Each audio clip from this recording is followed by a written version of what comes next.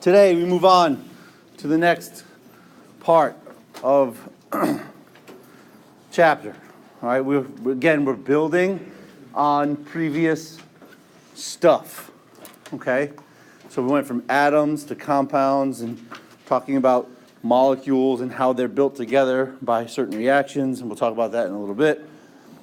Okay, now we're looking at macromolecules, and there are four important macromolecules that we're going to be discussing. Carbohydrates, okay, proteins, lipids, and nucleic acids. Okay, so we're going to do carbohydrates first, and we'll move on. All right, all of those four, proteins, carbohydrates, lipids, and nucleic acids, they are macromolecules, and they are built, okay, they are built by joining subunits together. Okay, so we're joining smaller parts together to form bigger ones. All right, all of these things then are called polymers. Okay, they have many small parts that are linked together. All right, and one of those subunits is called a monomer. Mono means one unit.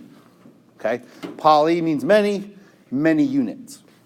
Okay, we say they're polymers because in the case of carbohydrates and proteins, we're going to join lots of these together, right, in succession, in a line.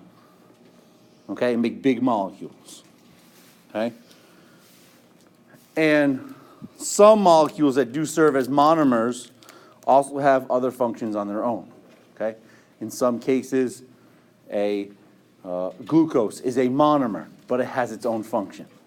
Okay, nucleotides such as ATP is a monomer, but it has its own function. Okay, so those monomers, we're going to put them together, build bigger ones, but also understand that the monomers themselves may have their own function as well.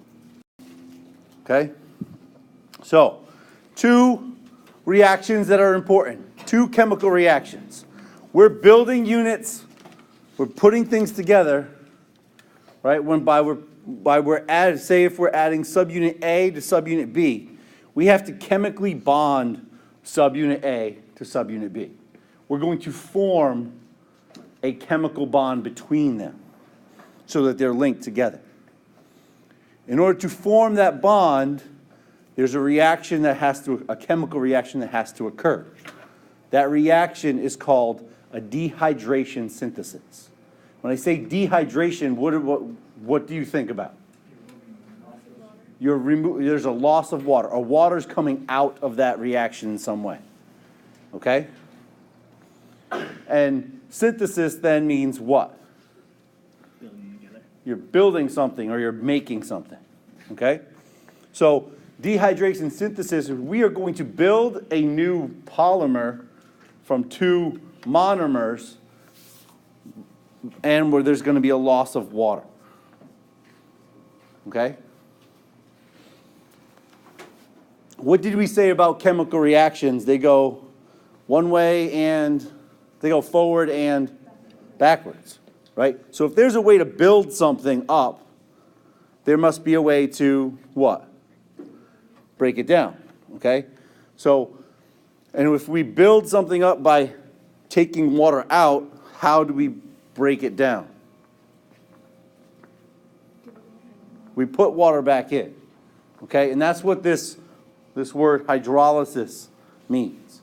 Okay, so build something up, we're going to dehydration synthesis, we're going to pull water out. If we're going to break something down, hydro refers to water, lysis means to break. So we're going to break that thing, that big unit, into a smaller subunit by adding water back in. Okay? So it ends up looking something like this. Okay, so if we had subunit A, and I'll just draw a little, right, plus subunit B. In this direction, it's going to be now A is going to be bonded to B, right? And that's only in the first in one way, and in that direction, water comes out. That right there, this equation is an diagram, is an example of dehydration synthesis. Water's coming out, two monomers are being linked together to form a bigger molecule, okay? I only drew the arrow in one direction because what is the opposite direction? In black here, we're going to break this down, and we have to do that, water's going to be put in, okay? Now, where does water come from? Well, I'm going to draw this right here. Most likely there's an OH there and a hydrogen there. You see that? So this right here, these two H's and an oxygen are going to come out, be removed. Now these two carbons need to form a bond, right? They're only, if you take out this OH and this hydrogen, these carbons for those two respective subunits are not happy. They're not stable, right? So in order to be stable, they form a bond together. That is this bond that you have right there. Dehydration synthesis.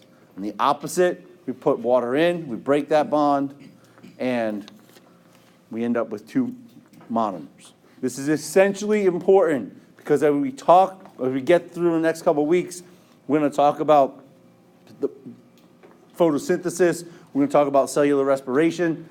All of this happens, all right? So make sure you understand dehydration synthesis, hydrolysis reactions. We're going to talk about the hydrolysis of ATP, okay? That's going to be an important aspect as well. Keon. So an example of a monomer is like the OH and the H? And No, this whole thing would be a monomer, okay? The whole subunit A is a monomer, B is a monomer. And then the product? The product would be a polymer. Well, in this case, it's only two, so it would be like a monosaccharide, disaccharide, right? And we could continue to build subunit C, D, E, F, G, right, in line, and then that would be considered a polymer. Oh, okay. Okay? All right.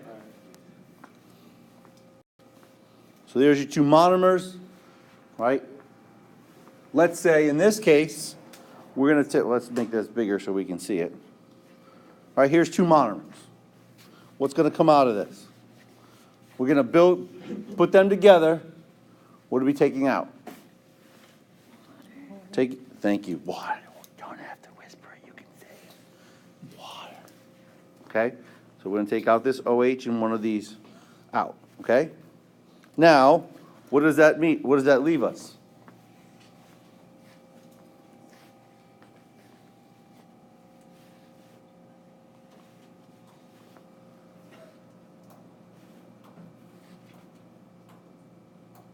Now we have that OH, right? And water comes out. Ooh, that's really big, right? Now what? Is this carbon happy? Is this oxygen happy? Are they willing trade partners? Yes, right? So they would form a bond between them. Well, let's erase that a little bit so you see. Okay. So now you have the oxygen that's linked to there. Okay? Dehydration synthesis. Now to put the opposite would be water would go in, you'd break that bond, and you have OH on one and OH on the other. Okay? Questions on that? But water has to come out. Okay? See what it looks like in diagrams from your book. There's a short polymer. I'm not just using, in this case, they're not looking at just one subunit. They already have a chain of subunits that is formed. Let's add one to the end. HOH, they come off. There's your water. You add that subunit to the end. Okay? In the opposite, you want to take one off. You add water in this. An enzyme catalyzes this reaction. Enzymes are important and allow this to work. Otherwise, it doesn't. They actually put stress on the bonds and allow breakage or forming of bonds to occur. Okay? So dehydration synthesis build things up. It's a synthesis reaction, right? We're going to join monomers together. A hydrolysis reaction, right? Water goes in and breaks bonds, breaks down. Okay? Now, macromolecules, right? What we've just talked about are the two ways we're going to build and break down macromolecules, all right? But what are they? It's weird. I don't know what that is. All right. But carbohydrates, proteins, lipids, nucleic acids, they're found in all cells, but how much of each is different in all cells. A muscle cell is going to have more carbohydrates and a lot more protein than, say, a fat cell, which is going to have more lipids, right? So what macromolecules are present inside the cell depends upon what cell we're talking about, all right? But all of those can be built by a set of monomers, by building them by putting them together. Okay? So it's like building Legos. You have a couple pieces, you put it together, boom, you have a little car. Okay? But then you can take it back apart and build something else. Okay? Let's start with our carbohydrates. Okay? Carbohydrates include sugars. Right? And the simple sugars are what's called monosaccharides. All right? And monosaccharides are your subunits, right, in building polymers of carbohydrates. Okay?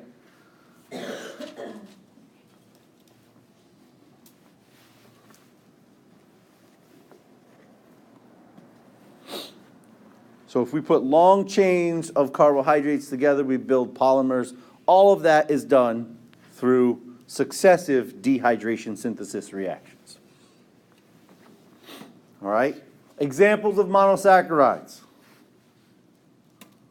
Glucose is a monosaccharide. Galactose is a monosaccharide.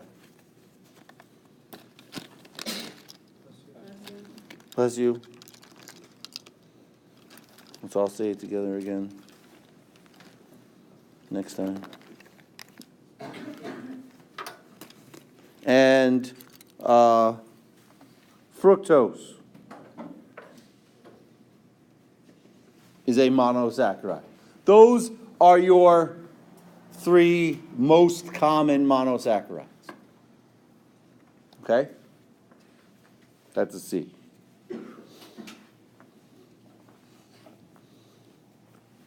Now, all of those three, their chemical formula is C6H12O6. Same chemical formula. Why different sugars? Different arrangements. Different arrangements, different structures. Okay? They might have the same, they all have 6 carbons that are maybe in the same row, but they might be in different structures. Okay? So here are your example of monosaccharides. Glucose is your most common and most well utilized. Okay? They are, in the next slide, you'll see what they look like, right, structure-wise. They're classified number of carbons. So usually monosaccharides are are anywhere between 3 to 6 carbons. Okay? So the most common ones I just told you are 6 carbon sugars. They're hexoses, right? 6 hex. Os refers to means sugar, so the suffix os that equals like sugar. Okay? So pentose, hexose, deoxyribose. Okay? Those are all sugars. Sucrose, sugar. All right, so here's a couple of them. All right, here's a triose 3-carbon sugar. Okay, here's a ribose, which is a 5-carbon sugar. And here's the difference between a glucose and a fructose. Glucose has this double bond O at the end. Fructose has the double bond O somewhere in the middle. Okay? But all of those are 3-carbon sugars. Now, glyceraldehyde, does that sound like the other sugars we talked about? No, right? It does, well, that's because it has a little different structure, right? It is a 3-carbon sugar, C3H6O3, right? We just put it as a different naming. It is still a triose, right? 3-carbon sugar. Questions on, these are your monomers of carbohydrates. Monosaccharides are your subunits that build for carbohydrates. Okay? Pay attention to this. At the end of the chapter, there's a little table. Tells you the 4 macromolecules, what the subunits or the monomers are, and examples of them and where they're used. Okay? The function of monosaccharides is that they are used as a major fuel for cells, right? And as a raw material for building molecules. Okay? So, fuel for cells. Glycogen, okay, is what is in your muscles that is the first thing to be broken down. Okay? It's the first thing that your muscles use for fuel. Okay? Well, but glycogen is a polysaccharide. It is a long chain of these monosaccharides. Glycogen is a long chain of glucose molecules. Okay? So if I drew it out, it's going to be like, you have a 1, here's another hexagon. And these are all glucose molecules, and I could just keep going on and on and on. Right? And I will tell you that glycogen has a certain structure, but all it is glucose molecules. 1, 2, 3, 4. Right? Up to n number of glucose molecules that are just linked in a row. Okay?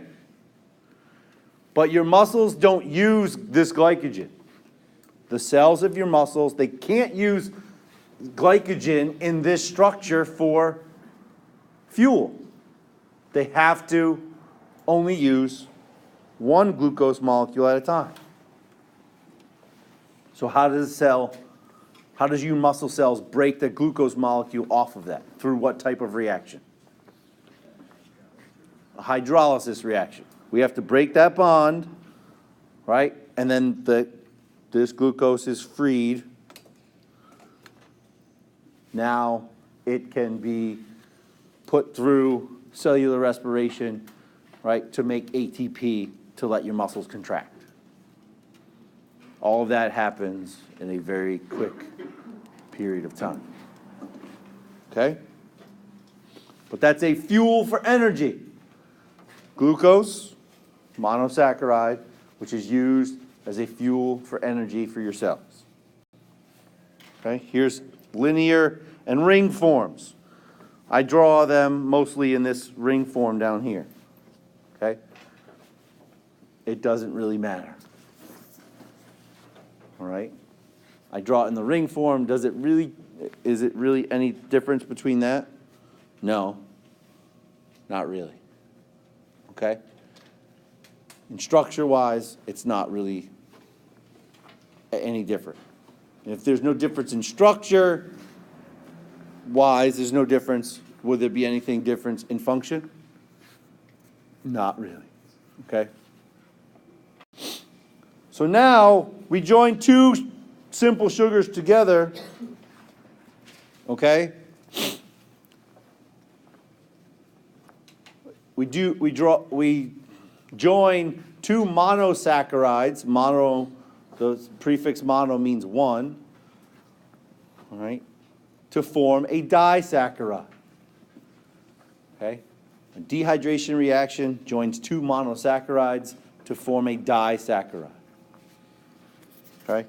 The covalent bond that's formed is called a glycosidic linkage. All right? Glycosidic linkage. Glyco, that prefix refers to sugar. We're linking two sugars. Okay? And this is important because the structure of disaccharides and all the other, we keep adding glucoses through more glycosidic linkages. Well, I can join them in a couple different forms. I can join them in a alpha arrangement, which is one way, or I could join them in a beta arrangement, which is another way. What's the importance of how they're structured?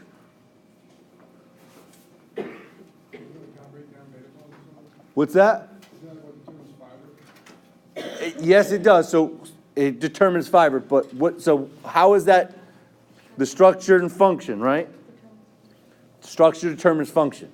So one type of linkage you have an enzyme for, and you can break it down. In starch, you break it down, and your cells use that glucose as energy. The other linkage, your enzymes don't recognize. Okay? Cellulose is still glucose molecules, but they're in a different arrangement. So your enzymes don't recognize that, and it passes through the body as fiber. Okay? Great example of the relationship between structure and function. Your enzymes don't recognize that other linkage. All right? So here's glucose and that one, animation. I'll post the animations online so you can see them. It helps go through that. All right? So now polysaccharides, they're polymers of sugars. Okay? Before we go on to polysaccharides, I do want to mention a few disaccharides that are important. Sucrose. Okay?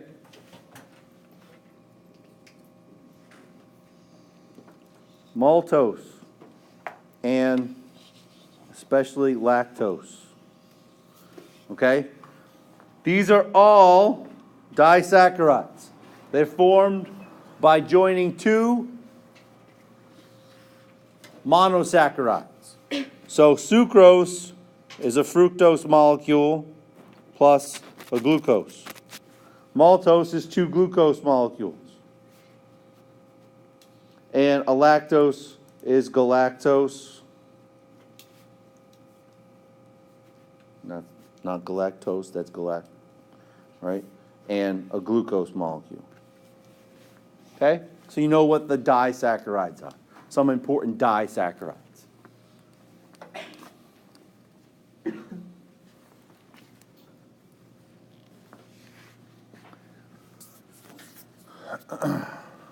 So we've already been mentioning a few of the important polysaccharides, lots of sugars linked together. I mentioned starch, that's one. I mentioned glycogen, that's another one. And I just mentioned cellulose. Those are three polysaccharides. Okay, and they all have different structures, therefore they have different functions. And polysaccharides are storage molecules. Glycogen is a storage molecule. What does glycogen store?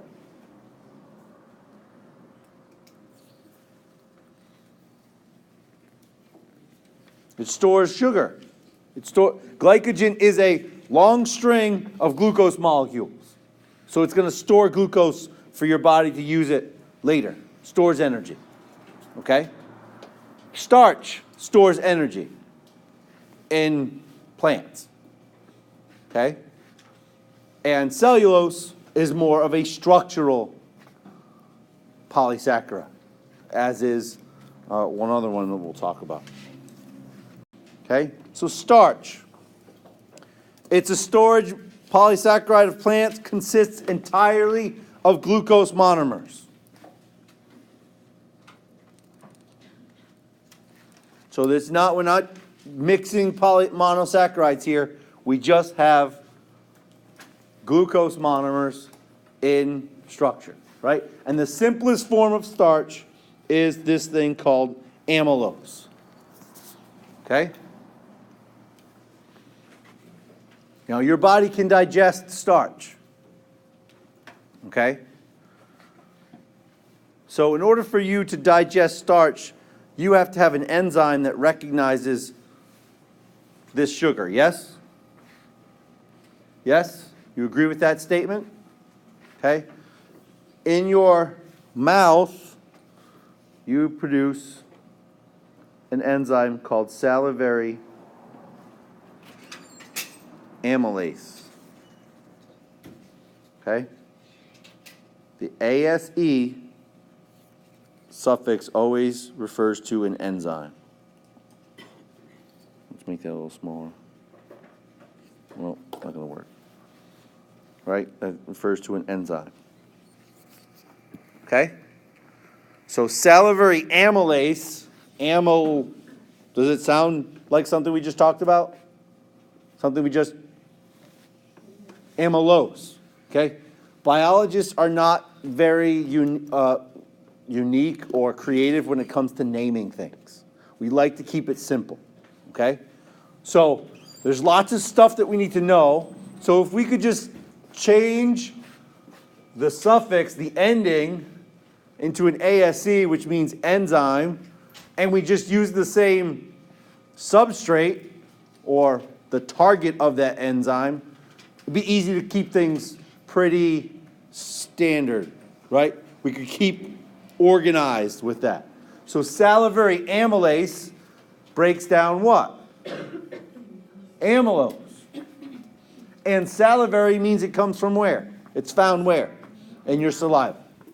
Okay? There's another place that amylase is made.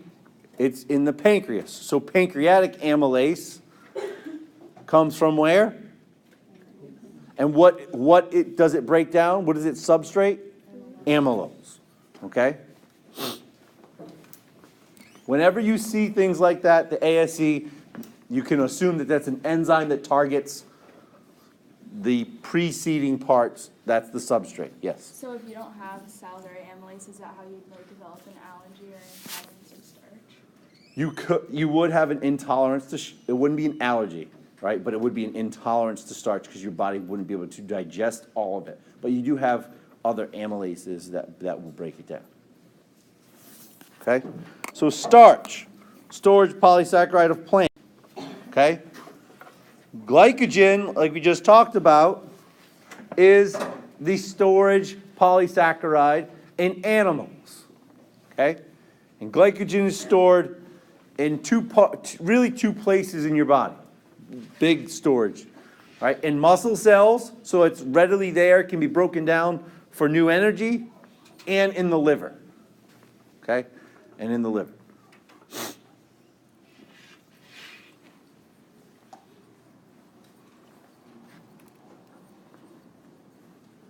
So people who have very low carb or no carb diets, what we would call ketogenic diets, they're going to break down fat, right? But they're also going to break this down first, okay? People who have high carbohydrate diets, right? They eat a lot of starch and cereal and sugar and soda and whatever. They will store glycogen in their liver, okay? And then when they go off that high carbohydrate diet to a low carbohydrate diet or no carb diet, your body starts to break down the glycogen, right? You start using, muscles will use it up, and then your body, your liver will be the site which controls blood sugar. Okay, blood sugar is just the amount of glucose that's in the blood. We want to keep glucose in the blood at a steady state, or else we get a little funky, right? Get a little lightheaded, pass out, a little hypoglycemic. Okay?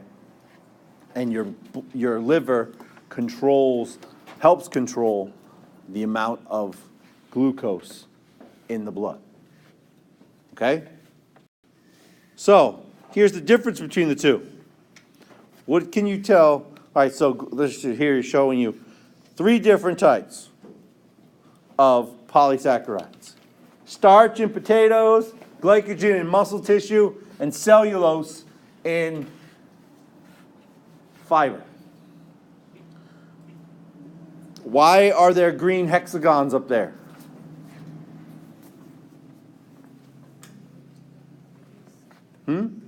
They're glucose molecules. What is glycogen made of? Anything but glucose? Nope. Starch, what is that made of? Anything but glucose? Nope. You see the difference in the structure? Is there any difference in structure of the chain? Yes or no? No. So you can have you have enzymes that recognize this linkage and break it. You have cells that recognize that linkage, or enzymes that recognize the linkage and break it down. Okay? How they're structured is a little different. Starch is in one line. Glycogen can be branched. All right, so this long chain has branches and has other long chains off of it. Okay? So glycogen is from animals, it's branched. Starch is from plants, it's linear. Now, what the hell happens with cellulose? Still glucose. Why the difference?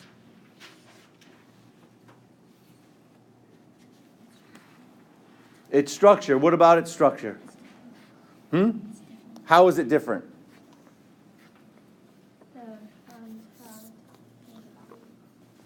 So they have bonds that are on top and the bottom. So you have some hydrogen bonds. Any hydrogen bonds between glucose molecules here? No. And this is why.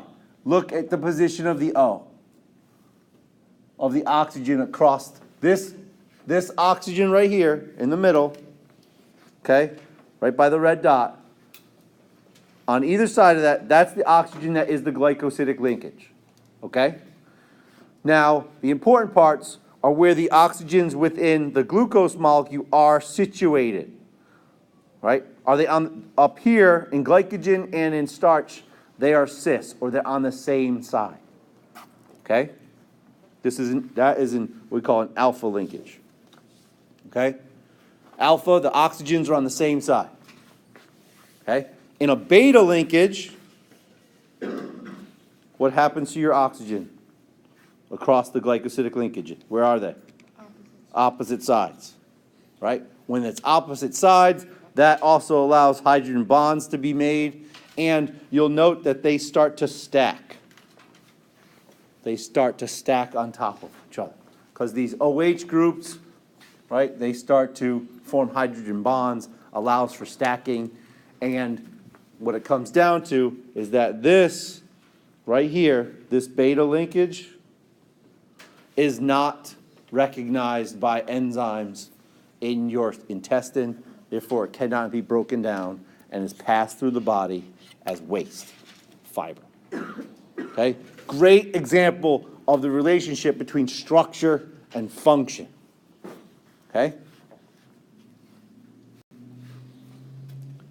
Cellulose, in that case, is a great useful as a plant structural polysaccharide. Right? We're not going to break down, we don't want to break down something that's structure-wise, right? We don't want to break down our skeleton because that's not going to help, right? That's not going to help support our body. So structural polysaccharides are not meant for, storage of energy molecules. It is there for support. Okay?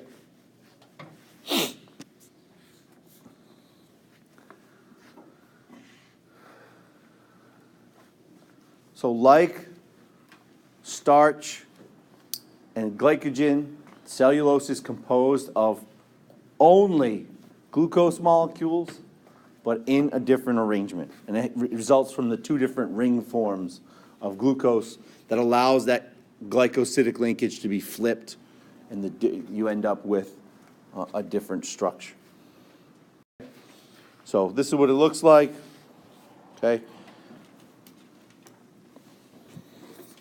Starch, 1,4 linkage of glucose monomers, right? But look where, here's your starch, everything 1,4, all the OH are on one side, right? But now we have the difference. It's still a 1,4 linkage, meaning it goes from carbon 1 on one to the number 4 carbon on the other, okay? If we were to label them. But the OHs are on opposite sides, therefore difference in structure, difference in function.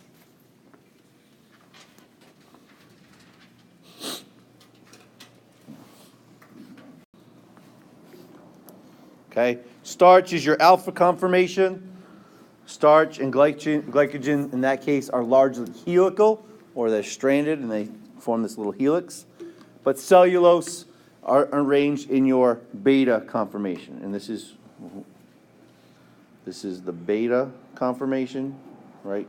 And alpha is that little Greek letter alpha.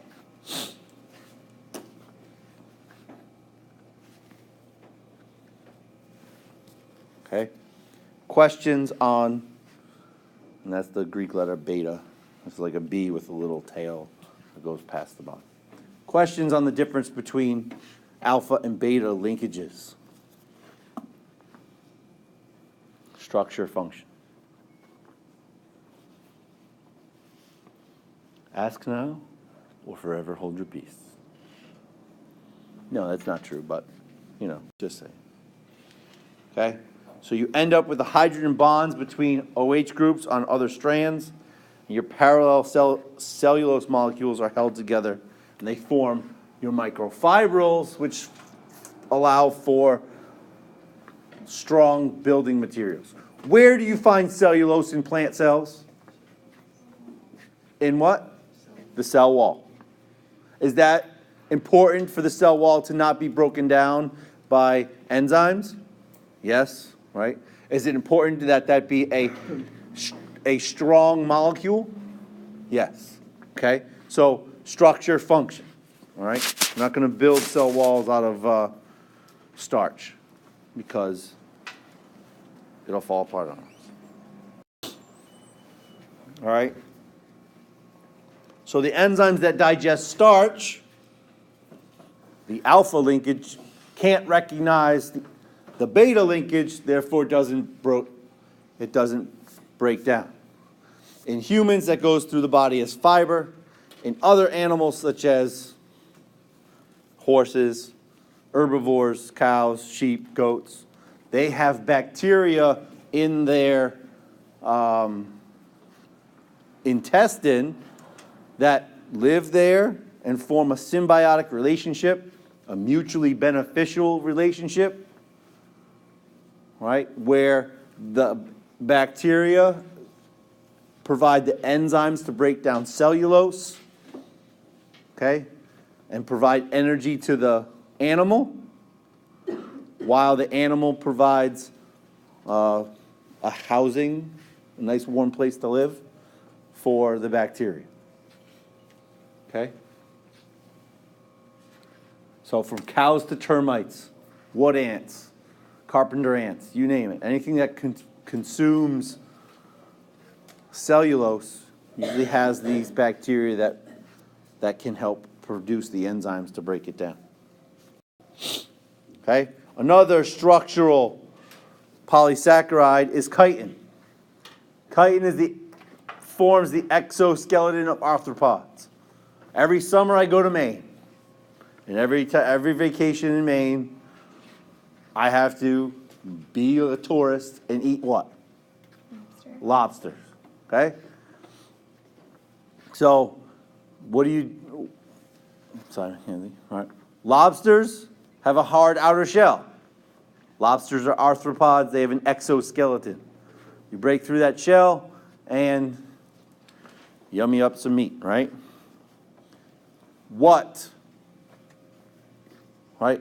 That exoskeleton is composed of chitin. So how many of you have not had a lobster or a crab before? How many of you have never seen it? And you know what are you allergic to shellfish? There you go. Okay? But you've seen it there, right? You've seen your parents or whoever consume it. Or is that shell easy to break? Yes or no? No, it's not, okay? It's not meant to be. For protection reasons, it needs to be hard, right? Structural support strong, okay? And so chitin is another form of a polysaccharide. Chitin is not composed of only glucose molecules, okay? So the other ones we talked about, starch and glycogen and cellulose, just glucose. Chitin is another polysaccharide that is a structural polysaccharide, but it does not share the same structure in terms of glucose molecules. We are going to stop here today, okay?